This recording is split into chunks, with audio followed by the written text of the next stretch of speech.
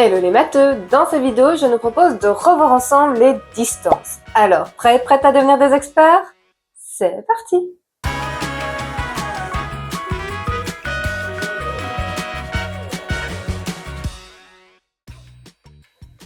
Bienvenue dans cette nouvelle vidéo de Math Expert. Aujourd'hui, c'est la géométrie qui va nous intéresser parce que nous allons partir à la recherche de la distance qui sépare deux objets. Alors, installe-toi confortablement, n'hésite pas à prendre des notes et c'est parti pour devenir des experts. Nous allons nous intéresser à trois cas de figure. Comment faire pour déterminer la distance entre deux points, entre un point et une droite et entre deux droites.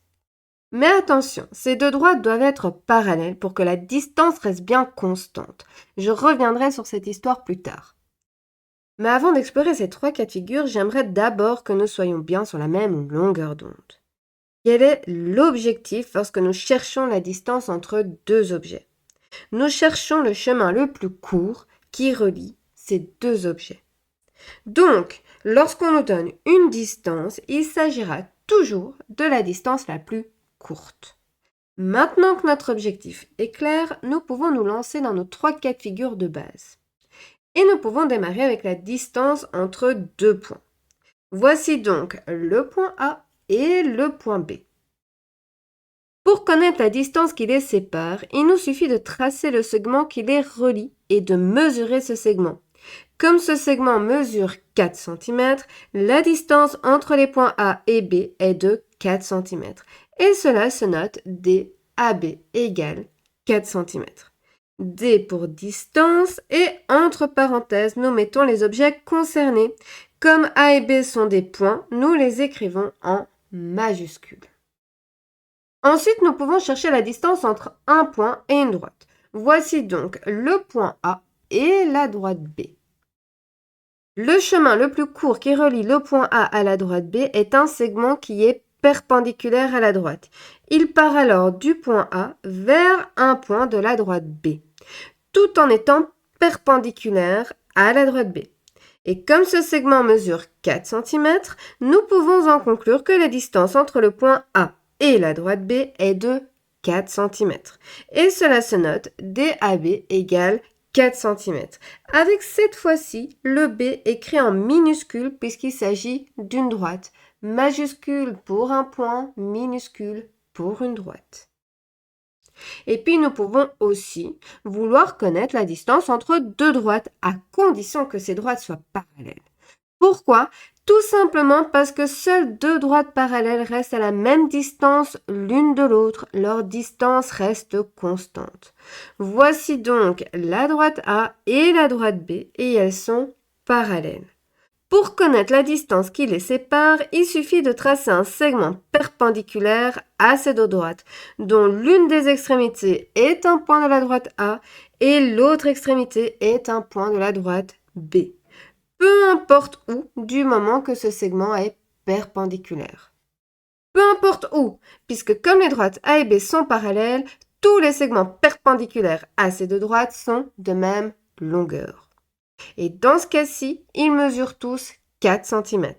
Donc la distance entre la droite A et la droite B est de 4 cm. Et cela se note mathématiquement DAB égale 4 cm, avec A et B en minuscules puisque ce sont des droites. Finalement, il n'y a pas grand-chose à retenir. Il faut tracer un segment. Et s'il y a une droite dans l'histoire, eh bien ce segment devra être perpendiculaire. Mais il y a quand même un petit truc qui n'est pas totalement clair pour moi. Quand on part à la recherche de la distance entre deux droites, pourquoi ces deux droites doivent être parallèles? Si nous travaillons avec deux droites, alors soit elles se coupent en un point et on dit alors que les droites sont sécantes, soit elles ne se coupent pas du tout et on dit alors qu'elles sont parallèles. Et là, je t'imagine réagir. Tu te dis probablement que j'ai oublié un cas. Je n'ai pas parlé des droites perpendiculaires. Mais en réalité, si, j'en ai parlé. Parce que deux droites perpendiculaires sont avant tout deux droites sécantes. Leur particularité, c'est qu'en se coupant, elles forment 4 angles droits. Mais dans un chapitre comme les distances, le fait qu'elles forment 4 angles droits n'a pas vraiment d'importance. Ce qui nous intéresse surtout, c'est qu'elles se coupent. Voici deux magnifiques droites A et B qui sont séquentes et qui se coupent en ce point. Nous avons vu que pour déterminer une distance par rapport à une droite, nous devons tracer un segment perpendiculaire. Par exemple, ce point se trouve à 4 cm de la droite A et à 4 cm de la droite B. Mais ce n'est pas le cas de ce point, qui lui est beaucoup plus proche des deux droites, puisqu'il se place à 1 cm des droites A et B. Et le point d'intersection des deux droites se trouve quant à lui à une distance nulle de ces deux droites, puisqu'il est sur la droite A et sur la droite B. Voilà donc 3 points qui te montrent que la distance par rapport aux droites A et B varie parce que les droites sont séquentes. Et pour t'aider à bien visualiser cela, je t'ai préparé cette petite animation.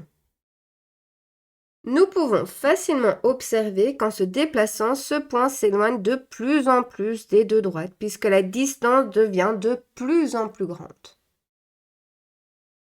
Ce n'est pas le cas avec des droites parallèles. Voici par exemple les deux droites parallèles A et B. Nous avons vu que pour connaître la distance qui les sépare, nous devons tracer un segment perpendiculaire à ces deux droites et entre ces deux droites.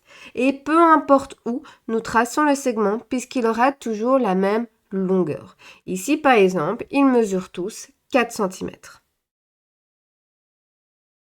Et là aussi, pour t'aider à visualiser cela, je t'ai concocté une petite animation pour t'aider à avoir la bonne image dans ta tête.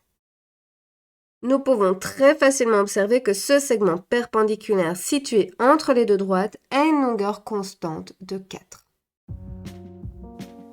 On retient donc que pour déterminer la distance entre deux points, on trace un segment et on mesure ce segment. Pour déterminer la distance entre un point et une droite, on trace un segment perpendiculaire et on le mesure. Et troisième cas, pour déterminer la distance entre deux droites parallèles, on trace un segment perpendiculaire et on le mesure. Alors, t'as tout retenu? Eh bien, on va vérifier cela avec un petit exercice. Voici ce magnifique rectangle ACDF. Un rectangle sacrément sophistiqué puisqu'il y a plusieurs petits éléments qui le complètent. Et à côté, nous pouvons prendre connaissance de différentes mesures. Tu l'auras donc deviné, cette figure n'est pas à l'échelle. À toi de retrouver les distances demandées. Prends une feuille de quoi écrire, appuie sur pause pour te laisser le temps de réfléchir à ton aise, et quand tu seras prêt ou prête à entendre la correction, il te suffira simplement d'appuyer sur play pour relancer la vidéo.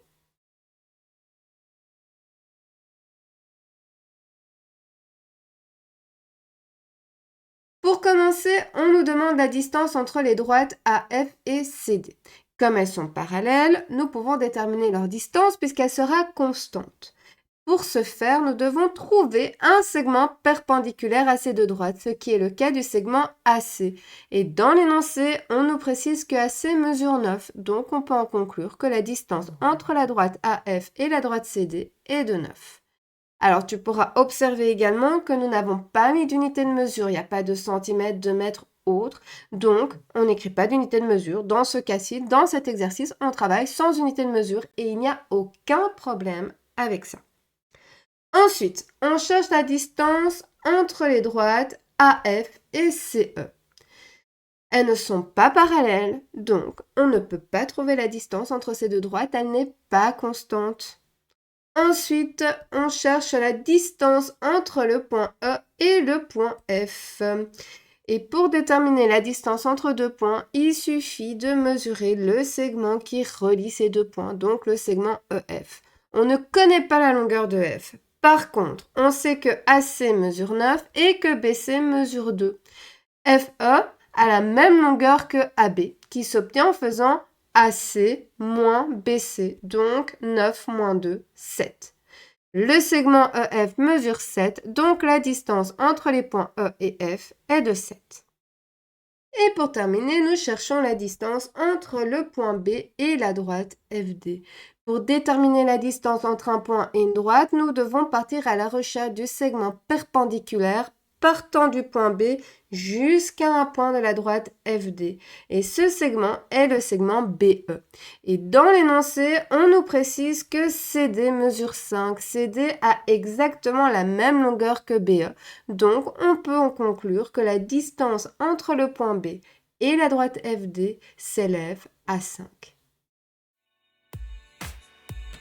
Et voilà, j'espère que cette vidéo t'aura aidé. N'hésite pas à le dire en commentaire. Et si tu as des questions, tu peux également les déposer en commentaire et j'essaierai d'y répondre du mieux que je peux. De plus, n'oublie pas d'aller checker la description de cette vidéo. Tu y retrouveras différents liens qui ont pour unique but de t'aider à renforcer ta compréhension. Car la règle d'or pour réussir en mathématiques reste toujours la même, faire régulièrement des exercices à la maison. Quant à moi, je te dis à très bientôt pour une prochaine vidéo.